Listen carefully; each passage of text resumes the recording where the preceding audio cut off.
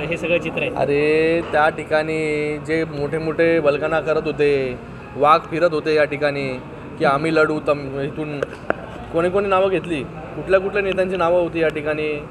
आदित्य ठाकरे गेले कुठे, वरुण सरदेसाई गेले कुठे, अजून कोण कोण नेते होते या ठिकाणी की आम्ही लढू या ठिकाणी. अरे ह्यांचं धोरण असं आहे की या ठिकाणी मतदारसंघामध्ये जी कामं झालेली आहेत ही कामं पाहून जी आहे त्यांची कोणाची हिंमत जी आहे कल्याण लोकसभेमध्ये उभं राहण्याची झाली नाही. म्हणून एका कार्यकर्त्याला त्या ठिकाणी उभं केलं आणि त्या ठिकाणी जे आहे की तुम लढो हम कपडा संभालते असं ह्यांचं धोरण जे आहे गेले अनेक वर्षापासून आहे.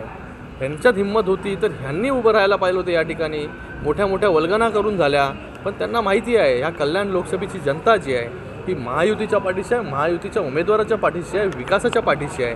जे विकासाचं राजकारण गेले 10 वर्ष आम्ही या ठिकाणी केलं त्या आधारावरती आम्ही जे आहे हे या ठिकाणी जे आहे हे मतदान मागण्यासाठी लोकांकडे जातो आणि लोक जे आहेत हे यावेळेस रेकॉर्ड तोड मतांनी जे आहे हे या ठिकाणी महायुतीचा उमेदवार जे आहे ते त्या ठिकाणी जिंकून देतील हा पूर्ण ठाम विश्वास जो आहे आमच्या सगळ्या कार्यकर्त्यांमध्ये आहे. फडणवीसांनी आज आपलं नाव जाहीर केलं की